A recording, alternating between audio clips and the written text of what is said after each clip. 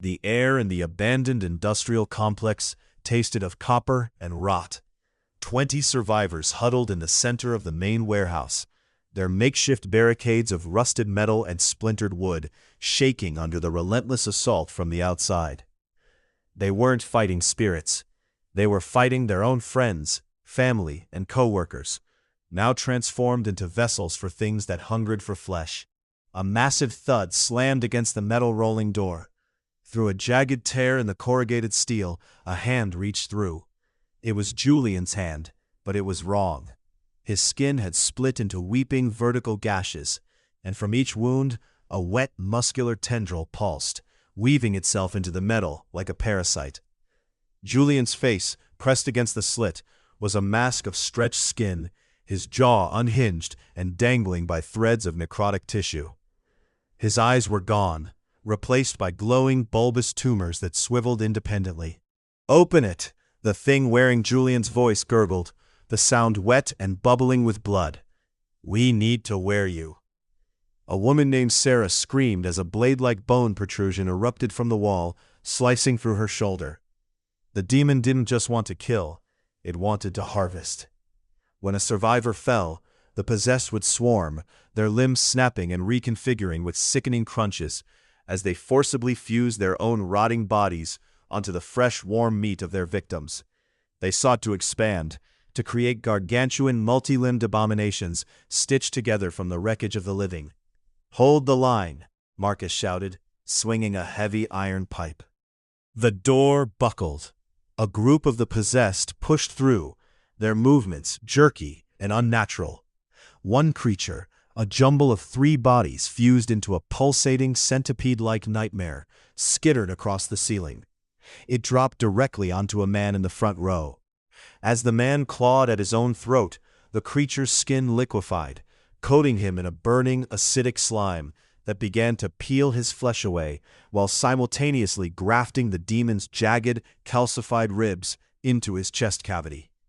The smell was unbearable, a mixture of sulfur, ozone, and wet butchered steak.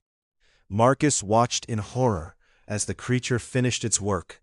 The man stood up, his spine now protruding through his back in a grotesque arc, his skin turning a sickly, translucent gray. He looked at Marcus, his original eyes wide and leaking thick black bile, while a second mouth split open across his forehead, gnashing teeth made of splintered femur shards. "The vessel is ready," the new thing rasped, its voice a horrific harmony of the man's terror and the demon's triumph. They surged forward, a tide of twitching muscles and exposed organs. There was no escape. The floor beneath them began to heave as more possessed bodies clawed their way up from the foundation, hungry to graft, to tear, and to inhabit. In the center of the room, the survivors realized the truth. They were not just prey. They were the raw materials for an ever-growing, nightmarish sculpture of agony. The slaughter began in earnest as the walls closed in, and the sound of tearing meat filled the warehouse, rising into a cacophony of absolute, inescapable carnage. Marcus didn't blink as the creature finished its grisly transformation. He gripped his pipe until his knuckles turned white, his breath coming in ragged, shallow gasps. Behind him, the remaining survivors huddled together, their eyes wide with a primal, paralyzed dread.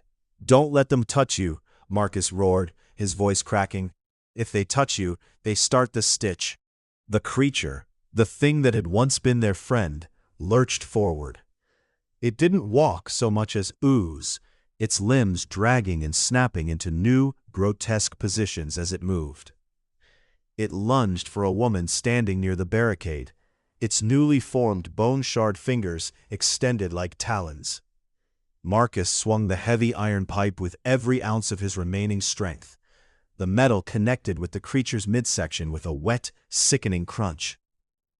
Instead of breaking bones, the pipe sank deep into the pulsating, jelly-like mass of fused tissue. The demon let out a high-pitched, warbling hiss, and black, viscous fluid sprayed across Marcus's face. The fluid burned like acid, blistering his skin instantly. He stumbled back, gasping, but he didn't drop the pipe. He watched in revulsion as the creature's wound didn't bleed.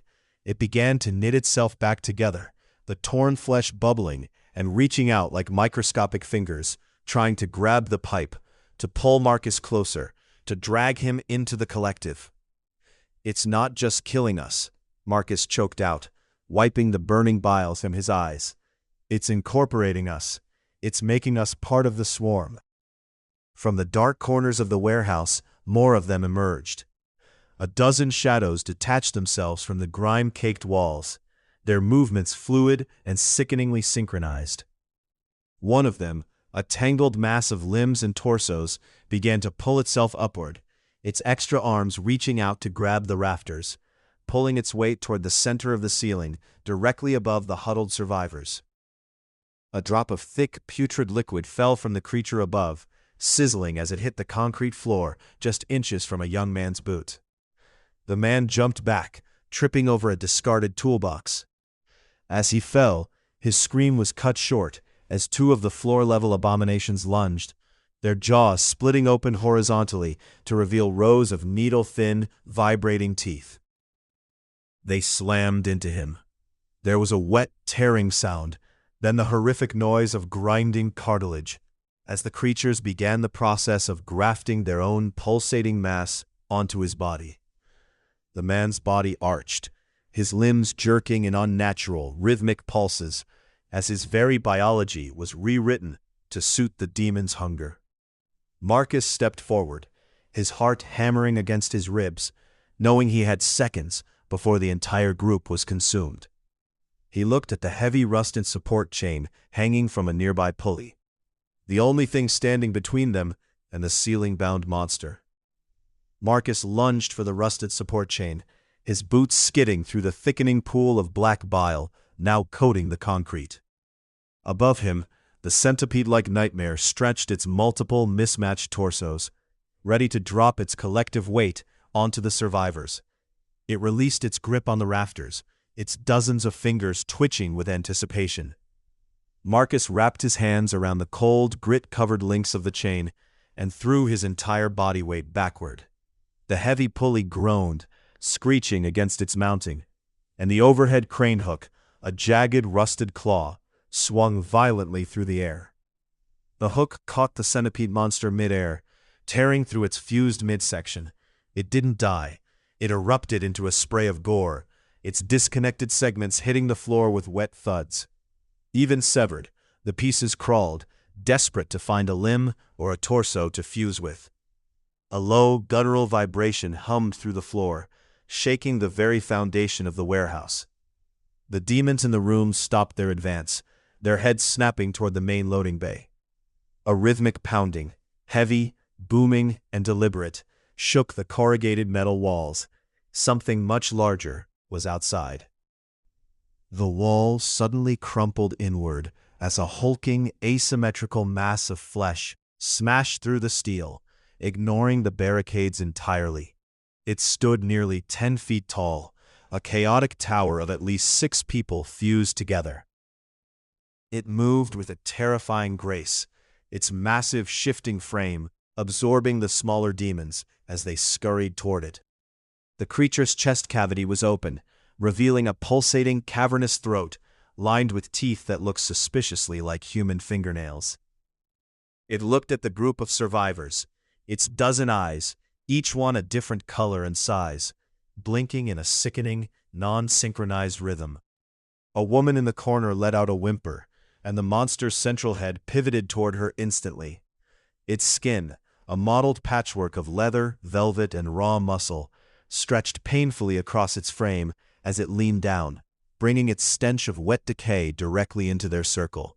"Join," the monster hissed, its voice composed of dozens of overlapping raspy whispers. "We are the vessel. We are the host." It raised a massive arm, a limb made of 3 fused human legs, ending in a cluster of hands that opened and closed like a blooming, hungry flower. Marcus stepped in front of the others, holding his iron pipe up, though it looked like a toy against the mountain of flesh before them.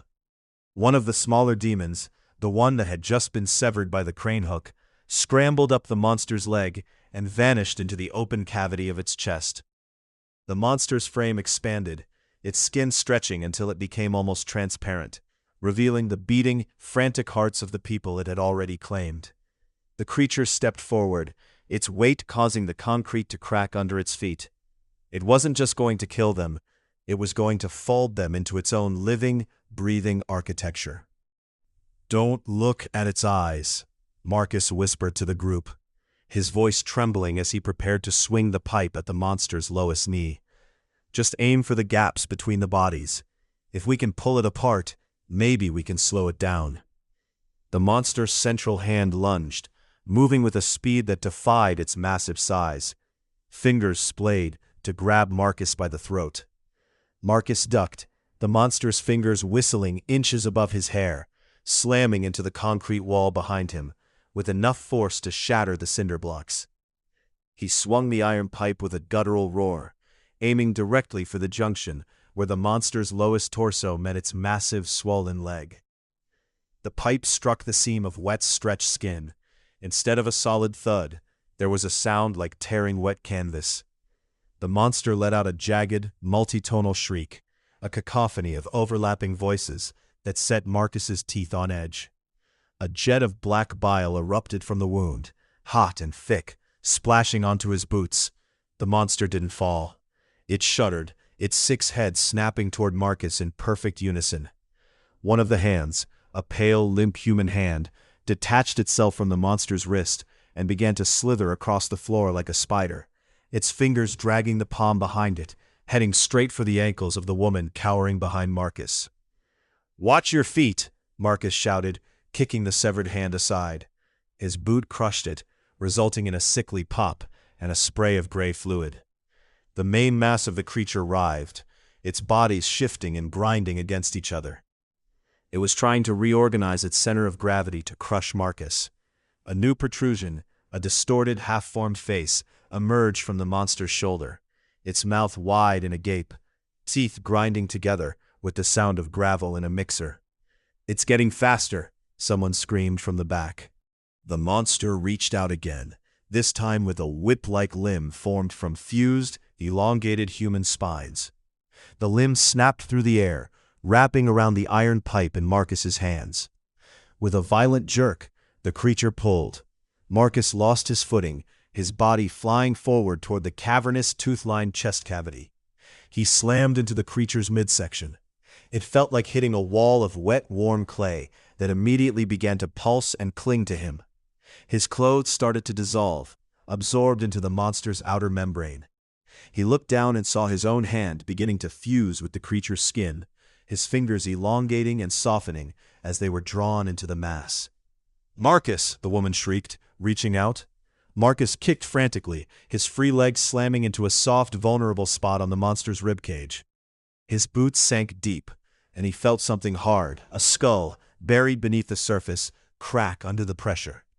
The monster convulsed, its grip on his hand loosening just enough for him to rip himself away, leaving a strip of his jacket and a layer of skin behind. He tumbled backward onto the slick concrete, scrambling to his feet, his right hand dripping with a mixture of his own blood and the creature's viscous fluids. The monster was still reeling from the impact to its ribcage, its head lolling and twisting as it tried to stabilize its shattered internal structure. It was wounded, but it was already pulling the surrounding debris, bits of metal, scattered tools, and the severed parts of the earlier demons, toward itself, using the metal to stitch its torn flesh back together. "The fuse points," Marcus gasped, pointing at the glowing, pulsating gaps between the bodies. "That's how it holds itself together. Hit the seams, don't stop." The creature recovered, its head snapping back to focus on them, its mouth-filled chest expanding to let out a breath of rotting air that smelled of old, wet earth.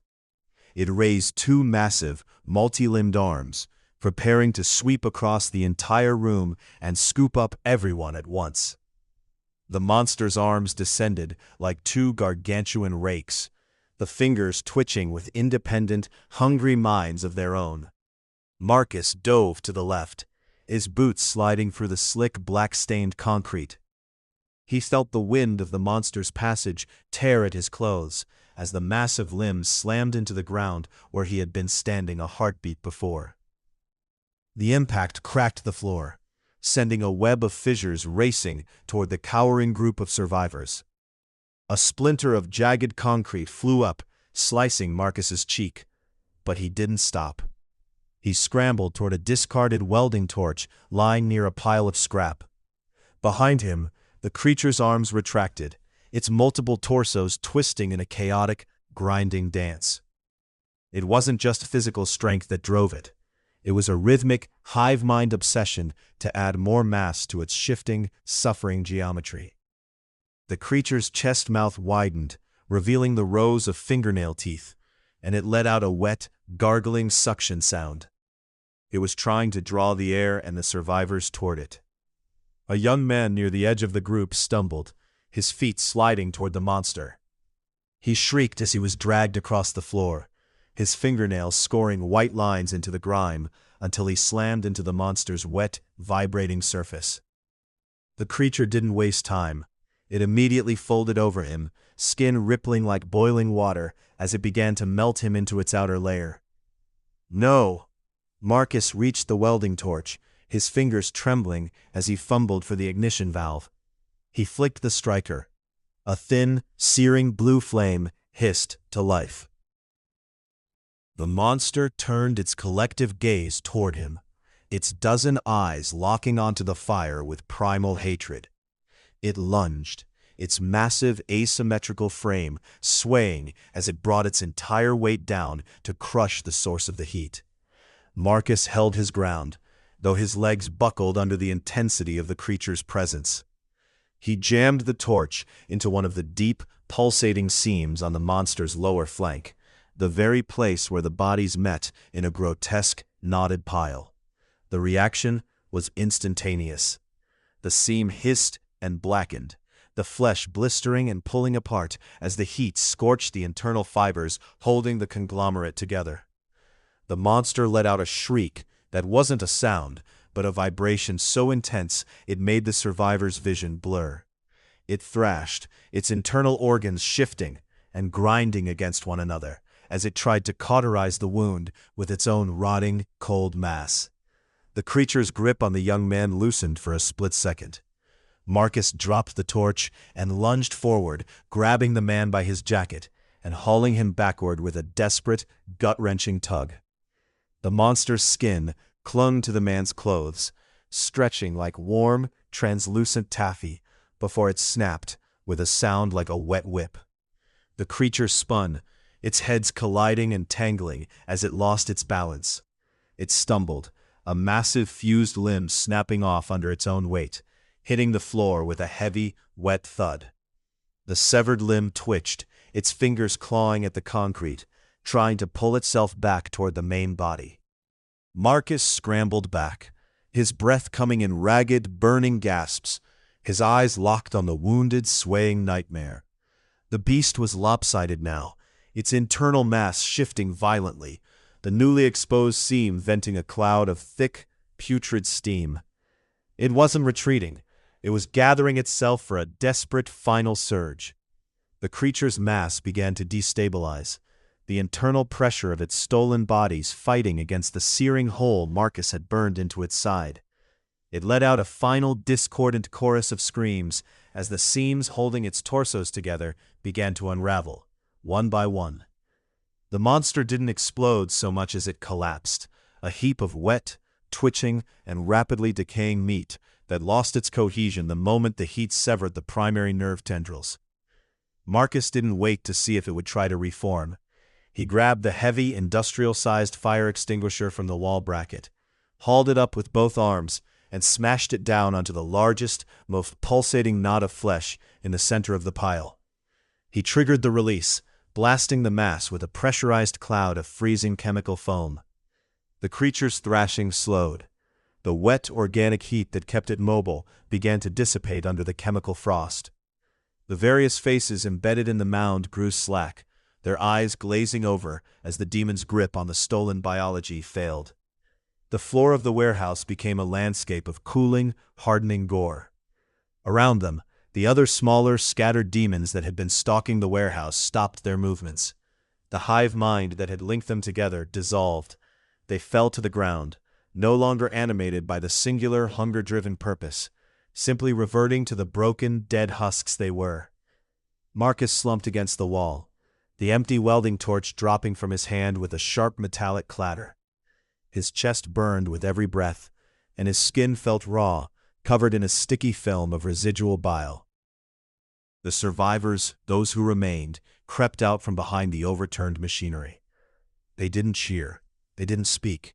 They simply stared at the mound of cooling meat, watching as the last of the unnatural light faded from the bulbous, tumorous growths. Marcus looked down at his own hand. The skin he had lost during the struggle was already beginning to scab, but the mark, the faint pulsing pattern of the creature's touch, still throbbed beneath his own veins. He knew the demons had been driven by a singular, consuming hunger, but as he looked around the warehouse, he realized that the nightmare of becoming one of them was only the beginning.